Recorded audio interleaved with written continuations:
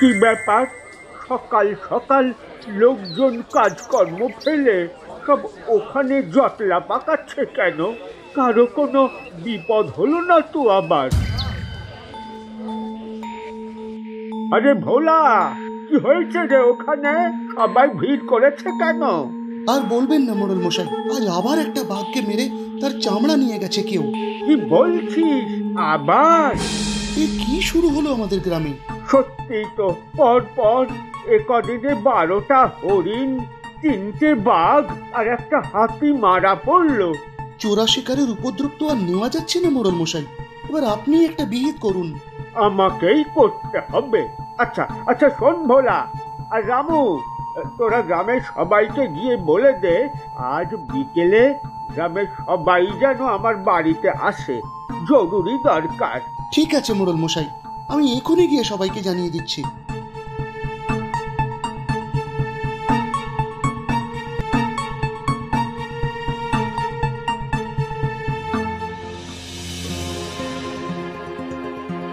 সেই দিন বিকেলে সমস্ত গ্রামবাসীরা হাজির হলেন মোড়ল মশাইয়ের বাড়িতে। সবাই এসেছো তো? হ্যাঁ মোড়ল মশাই, আমি আর রামু সবাইকে বলে এসেছি, সবাই চলে এসেছে। কি ব্যাপার মোড়ল মশাই, ভোলা বলল জরুরি দরকার, কিছু বিপদ হয়েছে নাকি? বিপদ তো হয়েছেই, এই গ্রামের সবার বিপদ। কি বিপদ মোড়ল মশাই, কি বিপদ? কি বিপদ মোড়ল মশাই, কি বিপদ? এই থামো থামো, তোমরা মোড়ল মশাইকে বলতে দাও। দেখো, আমাদের গ্রামের পাশের যে জঙ্গল, সেই জঙ্গলের ওপর নির্ভর করেই আমাদের অনেকেরই জীবিকা চলে। হ্যাঁ, এ তো ঠিক কথা, কিন্তু জঙ্গলে কি বিপদ হলো আবার? জঙ্গলে বিপদ নয়, জঙ্গলের প্রাণীরা আজ বিপদে।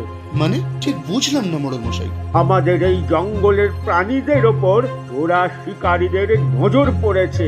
গত কয়েকদিনে অনেক পশু মারা গেছে, আজও একটা বাঘের মৃতদেহ পাওয়া গেছে। তোমরা তো সবাই জানো।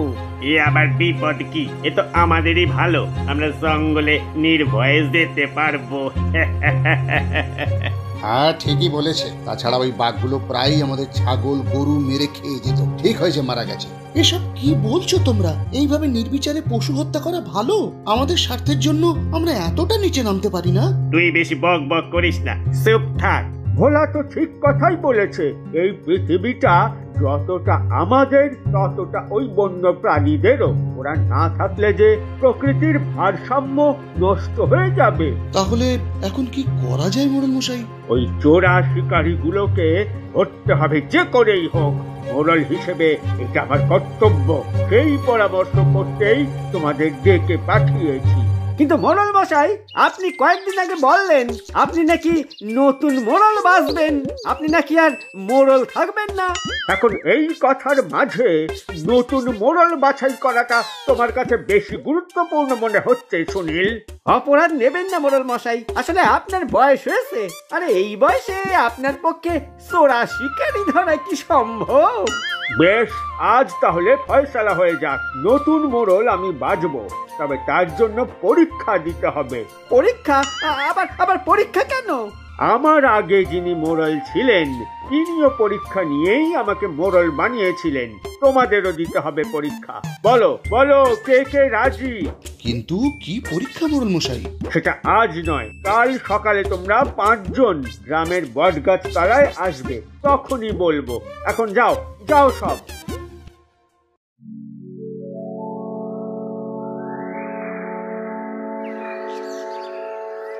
পরের দিন সকালে সেই 5 জন মিলে হাজির হলো গ্রামের বুড়ো বটতলায়। মোড়ল মশাই তখনও এসে পৌঁছাননি। তোমাদের কি মনে হয় মোড়ল মশাই আমাদের কি পরীক্ষা নেবে? সে তিনি যে পরীক্ষাই নিন, আমি দিতে প্রস্তুত।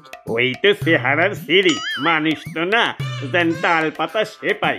তিনি আবার নাকি পরীক্ষা দিতে প্রস্তুত। যা বলেছ তাই ভোলা, তোকে মোড়ল হতে হবে না। এমনিও কেউ এই সুটকো মোড়লকে মানবে না। তুই বরং বাড়ি গিয়ে ভালো করে খাওয়া দাওয়া কর। কি ব্যাপার তোমাদের, এত হাসাহাসি করছো? কিছু হয়েছে নাকি? না না মোড়ল মশাই, কিচ্ছু হয়নি, এমনি সবাই ওই হাসি মজা করছিল।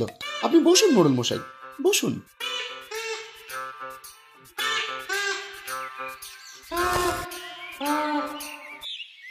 তা বলছিলাম, সবাই পরীক্ষা দেওয়ার জন্য তৈরি তো? সে না হয় আমরা পরীক্ষা দেব মোড়ল মশাই, কিন্তু পরীক্ষাটা কি এখনো বললেন না তো? গতকাল তোমাদের বলেছিলাম যে আমাদের গ্রামের পাশের জঙ্গলে এক চোরা শিকারীর দল উপদ্রব করছে। তা বলেছিলেন ঠিকই, কিন্তু এর সাথে মোড়ল হবার কি সম্পর্ক? শোনো, সেই চোরা শিকারীর দলকে তোমাদের মধ্যে যে ধরতে পারবে সেই হবে গ্রামের পরবর্তী মোড়ল। ওই রাত বিরেতে জঙ্গলে ঢুকে চোরা শিকারীদের ধরতে হবে? তার আগে তো জঙ্গলের পশুরা আমাদের খেয়ে ফেলবে। ওরে বাবা, মোড়ল হতে গিয়ে শেষে কিনা বেঘরে প্রাণ দিতে হবে? ঠিক বলেছ, কাজ নেই আর মোড়ল হয়ে। কিরে ভোলা, তুই কিছু বলছিস না যে? সুনীল না হয় বেশ পালোয়ান লোক, কিন্তু তোর এই চেহারা নিয়ে তুই চোরা শিকারীদের ধরার স্বপ্ন দেখছিস বুঝিয়া? চোরা শিকারীরা ওকে ফু মেরে উড়িয়ে দেবে, বুঝলে? চুপ করো তোমরা, তোমাদের নিজেদেরই তো সাহস নেই, উঠে ভোলাকে নিয়ে মজা করছো। শোনো শোনো, ওর যদি বুদ্ধি থাকে ও ঠিক পারবে। তার দরকার হবে না মোড়ল মশাই, ওই চোরা শিকারীর দলকে আমি ধরে আপনার পায়ের সামনে এনে ফেলবো। বেশ বেশ, দেখা যাবে। তোমরা এখন যাও তবে। সেই দিন সন্ধেবেলা সুনীল এক হাতে হ্যারিকেন আর এক হাতে লাঠি নিয়ে বেরিয়ে পড়ল জঙ্গলে চোরা শিকারীদের ধরতে। মোড়ল মশাইয়ের সামনে বড় মুখ করে তো বললাম যে আমি চোরা শিকারী ধরে আনবো, কিন্তু এই রাতে জঙ্গলে গিয়ে বাঘের হাতে প্রাণটা না খোয়াতে হয়। ওরে বাবা, জঙ্গলের ভেতরে তো গুটগুটে অন্ধকার, হ্যারিকেনের আলোতেও যে কিছু দেখা যাচ্ছে না। একটু এগিয়ে যাই। রাম রাম রাম রাম রাম রাম রাম রাম রাম রাম। এই জঙ্গলের ভেতরে কোথায় পাবো এই চোরা শিকারীদের? উল্টে উল্টে ভূতে আমার খাটটাই না মটকে দেয়। রাম রাম রাম রাম রাম রাম রাম রাম রাম রাম রাম রাম রাম রাম রাম। ওখানে কি দাঁড়ালো সবটা? ওরে বাবা রে, ওরে বাবা রে, কোন জীবজন্তু হবে হয়তো। যাই যাই, আরেকটু এগিয়ে যাই। ওরে বাবা রে, মেরে ফেললো রে, মেরে ফেললো রে, ভাসাও। এদিকে আরেকটু গভীর রাতে ভোলাও যায় জঙ্গলের ভেতরে।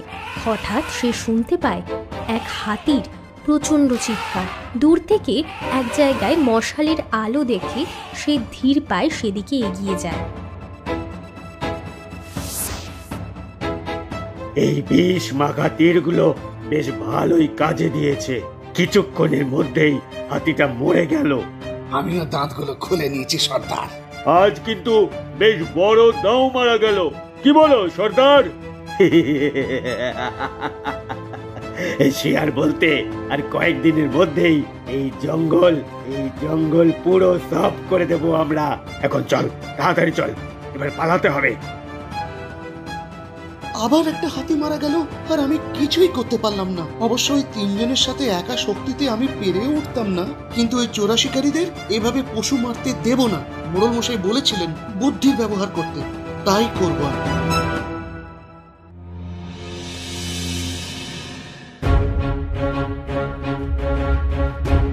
আবার একটা হাতি মারা গেল, আমরা কেউ কিচ্ছু করতে পারলাম না।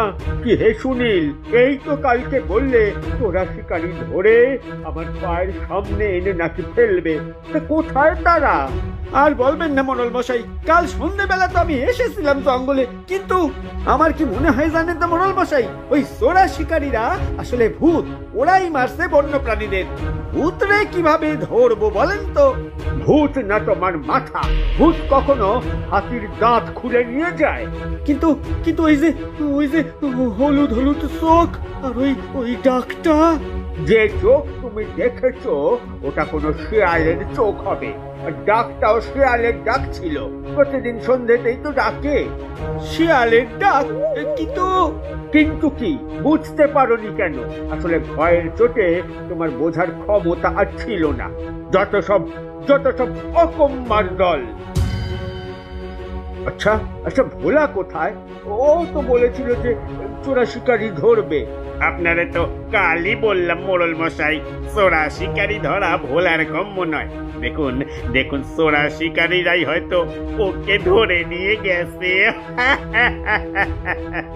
তোমাদের দুজনের কেউই তো পারলে না। এবার তবে আমাকে রাজাকে জানাতে হবে। উনি এর কিছু একটা ব্যবস্থা করবেন। কাল সকালেই আমি রওনা দেব রাজধানীর উদ্দেশ্যে। তবে নতুন মোড়ল কি? থামো, নিজে তো ভয় পালিয়ে এসেছো, আবার মোড়ল হবে? যাও যাও যাও, গিয়ে তোমরা ভোলাকে খুঁজে বার করে আমার কাছে নিয়ে এসো।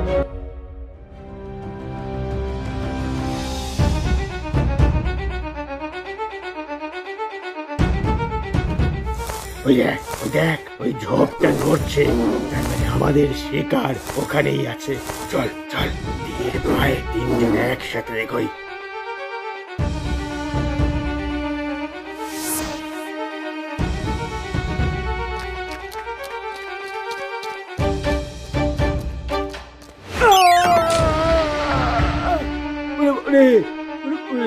এটা এটা এটা কি হচ্ছে?